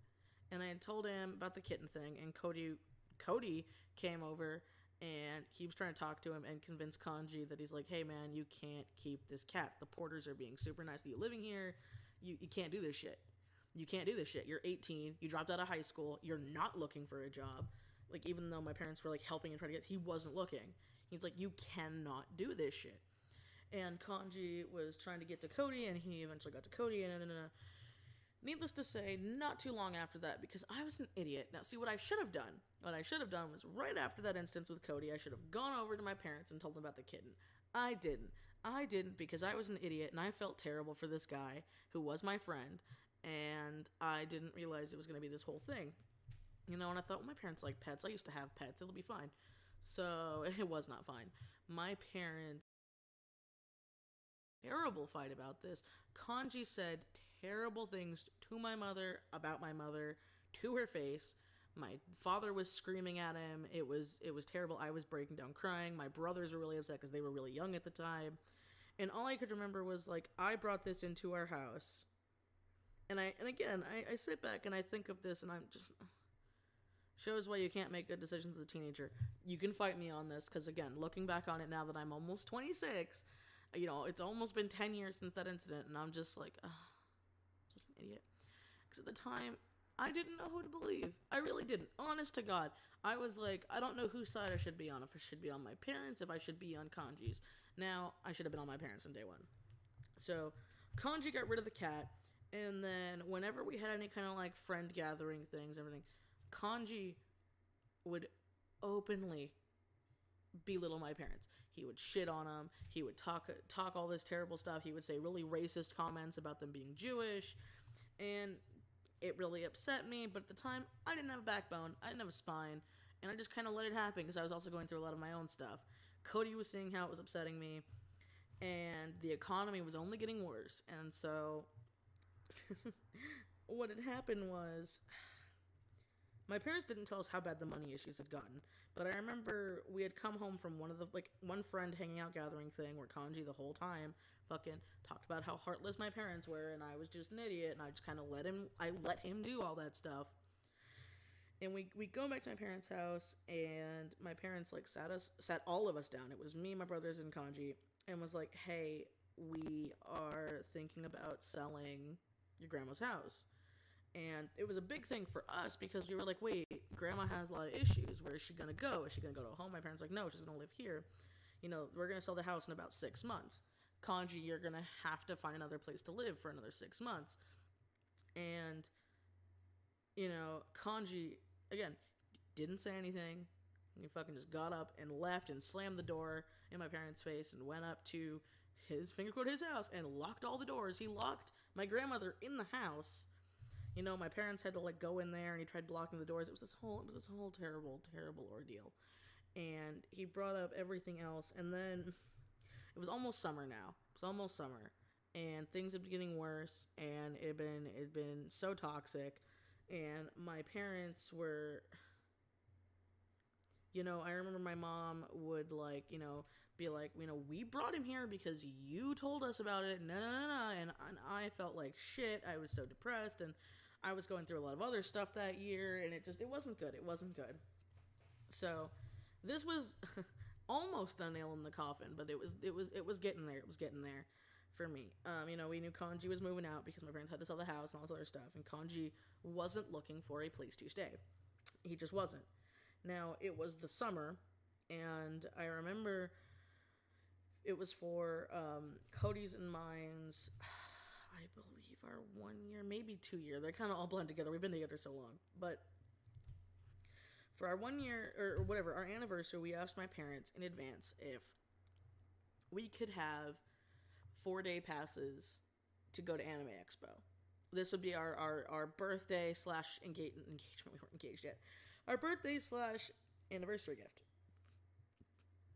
My parents were like, yeah, that's fine, because we gave them a lot of notice, you know, and my parents got us passes, and we got 4-day passes. It was super great. I remember Cody had, it was our 2 year, because Cody had just started his job. Was our 2 year. Sorry, doing math. Cody had just started his, like, first job, and he could only get 2 days off of the full pass. And Kanji was a huge anime tard like we were. And Kanji would always go to AX, but Kanji was that moocher who would go to anime cons, and you know exactly what we're talking about if you go to cons a lot, where he would never buy his own badge. He would find a way to get a badge, or he would con someone into getting a badge. And so what had happened was you know, we had been drifting apart, and Kanji had been looking for a place to live. Like, now he was looking for a place to live because it was getting serious about selling the house, and he couldn't live with us. And so, what had happened was, we had all had this, like, little meeting where Cody was like, hey, Kanji, I can only get 2 days off of work. The other days, I'm, you know, not going to Anime Expo. Do you want to use my pass and take Michelle? Because I really wanted to go all 4 days. At the time, I'd never gone all 4 days, and we were very excited. And Kanji was like, yeah, man, that'd be great. We would have it'd be perfect. No. And my parents were even willing to take Kanji and I to Anime Expo and pick us up, which is in the middle of fucking LA, which is, you know, traffic central. So Cody and I go to Anime Expo our first 2 days. Everything's great. Everything's fine. We're having a blast. We're buying stuff, being fun, stupid young people in love, and just, you know, being all smoochy, and we, like, all had fun. So Cody takes me home, and I put both of our badges in the bottom of my purse. I remember I put them in the bottom of my purse because I put all my other anime swag and stuff on top of it that I bought that day. And I went over to Kanji, and I was like, hey, ready to go tomorrow. Wake up at whatever time. We'll be good to go. So, you know, he's like, yeah, let's do this. So, you know, go to bed, everything's fine. And then my mom wakes me up the next day. I had slept in through my alarm. And my mom's like, hey, Michelle, you know, go over, get Kanji, and I'll take you guys to Anime Expo. So I wake up, and I go in my bag, and Cody's badge is missing. And I'm very confused. I'm like, oh, no, I thought I put, because I remember like myself, I'm like, oh, no, Cody's badge, he must have taken it home. But at the time, Cody's parents lived really close by, so I like told my mom, like, hey, I think that Cody left his badge in his backpack or in his car or something. I don't have it. We have to go get it to get, you know, take Kanji to AX. And my mom's like, oh, okay, no problem. Go get Kanji. So I go next door. Kanji's not there. Like, not there. His cosplay stuff is gone. He's not there. And I'm like, Kanji's not there. And my mom is like, oh, that's weird. Okay. And then my mom didn't want me to, you know, go to Anime Expo by myself because at the time I was, you know, still young. I was like 17. At this time I was 17. And I didn't have a car, I didn't have anything, and none of my other friends were going. And so my mom's like, okay, I'm not comfortable you going to an anime convention by yourself with no one you know there in the middle of LA. So I was like, oh, okay. So I was kind of bummed, but I was worried about Kanji. I'm like, where did Kanji go? Whatever, you know? And then I call Cody. Cody comes over after work. We hang out, watch movies, and Kanji doesn't come back. Kanji's not back that night. Well, later that night, Cody gets a call from his boss and be like, hey, you can take tomorrow off, whatever. So Cody was all excited. He's like, oh, this is great. We can go to AX on the third day. And so I'm all excited, and I'm like, okay, we just need to get your badge with your car. He's like, no, Michelle, you have my badge. And I'm like, no, it's not in my bag. My bag, you know, it wasn't there. And Cody's like, no, I put my badge with yours. I clipped them together because they used to be like on clippy things and put it in your purse. And I'm like, no, it was just my badge. And I show him my purse, and he's like, that's so weird. I don't have my badge. And so Kanji's still missing, okay? Now, Kanji kind of did this ever since he dropped out, where he would just kind of like, you know, poof in and out, and we never thought much about it. We should have. We really, really should have, but we didn't. And so we were really confused and worried, and we really wanted to go to AX the next day. And so my mom, being the amazing mom that she was like, okay, I'll buy you guys a one-day pass, but you're going to have to get there early to go wait in lines, because it's Anime Expo, and it's line hell, so... We go, and, you know, my parents bought Cody another badge, okay? And then we get to AX early, we wait in the line, we pick up his other badge, go to AX to try to have some fun, and we run into Kanji. And Kanji has Cody's badge. And Kanji sees us. We weren't in cosplay or anything, Kanji was. And Kanji comes up to us, and he is pissed. I have never seen this man so pissed in my life than he was in this moment. He was fuming red. He comes up to us. He was all disheveled and angry. He's like, you know, and I'm like, and that's when I noticed his badge, because back then you used to have your name nicknamed on it, and it had Cody's nickname. It had Kuma. I'm like, you stole Cody's badge? And he's like, you said I could have it for the last 2 days. And Cody's like, wait, dude, that was in Michelle's purse in her bedroom, you know, because Cody and I weren't living together yet. So this was in my purse, in my bedroom, middle of the night, closed door, locked, zipped up purse, locked back door. So that means that Kanji, in the middle of the fucking night, must have known when, because my dad used to be awake at night, must have known when my dad took his smoke breaks, got up, snuck into our house, snuck into my room, which was the furthest room in the house, opened my door, rummaged through my purse, unclipped Cody's badge, put my badge back, and then put all of my stuff back in the same order it was in, closed my door, snuck back out, and then just somehow found a way to go to AX. And I had felt so betrayed, because I was on his side throughout so much of this shit. I believed him, and I had just felt so violated. I had felt so violated that, because especially at the time, I'll be honest, I didn't really sleep in pajamas, so I wasn't naked, but I was like just in underwear. So I'm sitting here like, oh my god, like this guy burst into my room, rummaged through my stuff, put it back, and then closed it and acted like nothing happened. And so Cody got really pissed. And Cody got, he's like, what the hell? Like, after everything they've done for you, you steal from Michelle and you steal our anniversary gift? Because he knew it was for our anniversary. And Kanji then turns it up on himself. He's like, you don't know the night I had. I couldn't find a place to sleep. I couldn't find a place to eat. I couldn't get home. And they're kicking me out, so it's not even home. He's like, fine, take your fucking badge back. And I remember he took off Cody's badge. You know, now Cody has his new one. He threw it at him. It was this whole ordeal. And he's like, and we're like, and he's like, well, tell me when you're leaving, so we'll go back. And I'm like, no. And I remember Cody looked at me. He's like, yeah, no, we're not taking you back.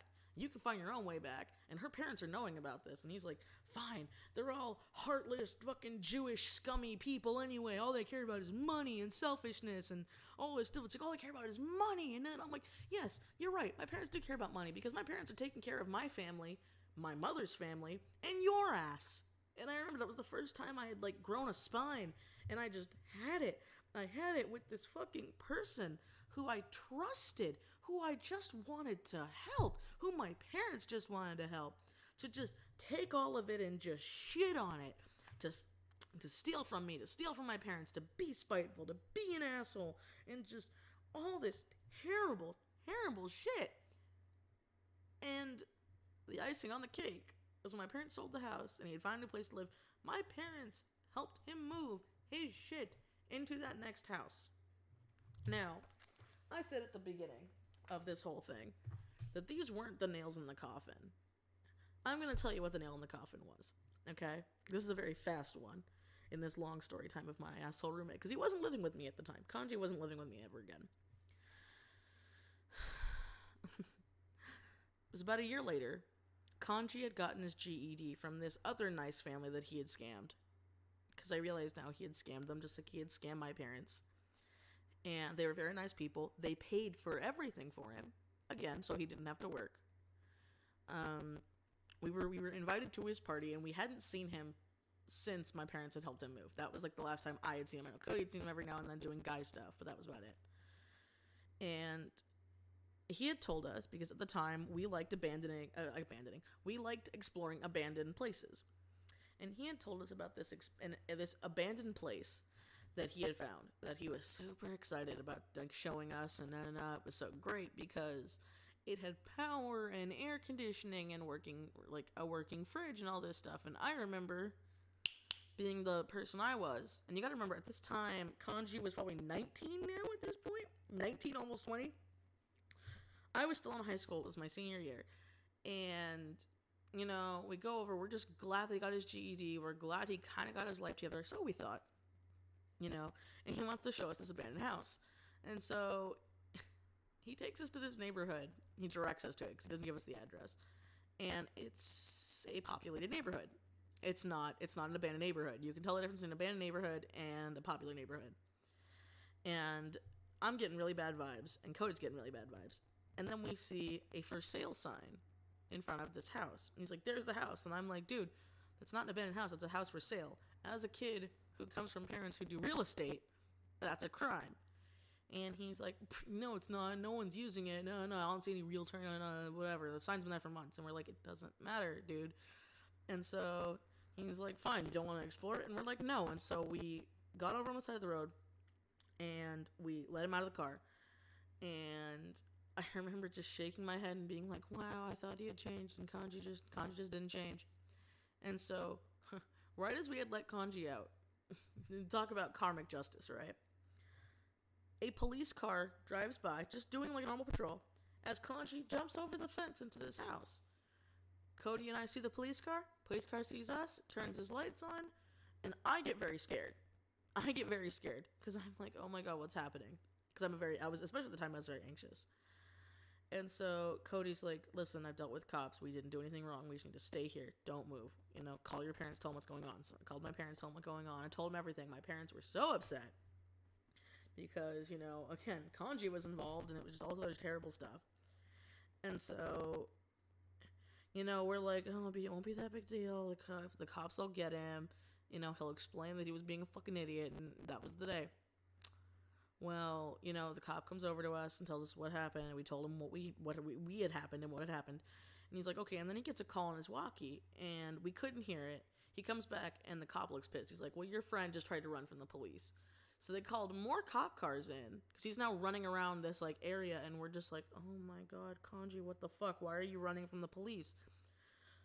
I was always raised, you got nothing to hide. You don't fucking run from the police. That's how I was raised, and that's how I've always felt. And so more cops came. It was this whole ordeal.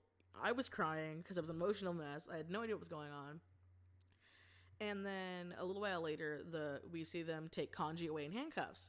And, another cop comes up to us and he's like, hey, that kid said that you guys told him to steal stuff for you. That's why you dropped him off, was because you guys were the getaway car. And I remember I just laughed. I fucking laughed.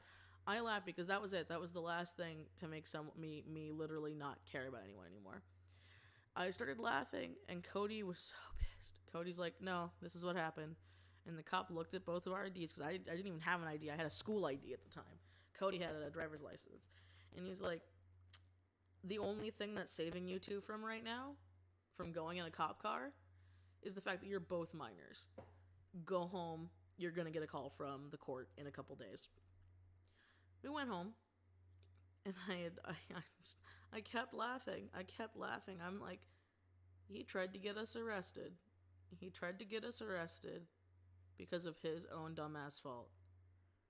And then we had later found out, because I had cut all times with Kanji after that, and so had Cody. And so we hadn't heard from Kanji in years, until out of nowhere he kind of showed back up, and we haven't seen him again since this.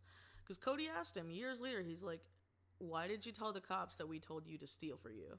Why did you try to get me and Michelle arrested? And he dead ass looked at us both and said, I knew her parents were Jewish, and I knew they'd get a good lawyer, and I knew I wouldn't have gone to jail. And I'm like, well, that didn't happen, did it? And he's like, no, I went to jail. And I'm like, did you learn anything from it? And he was like, yeah, I learned not to trust Jewish people. and I remember just being so, shocked at the racism of some people. And I couldn't believe it. I couldn't believe that this person that I had lived in my life, that had so many wonderful opportunities, had done that.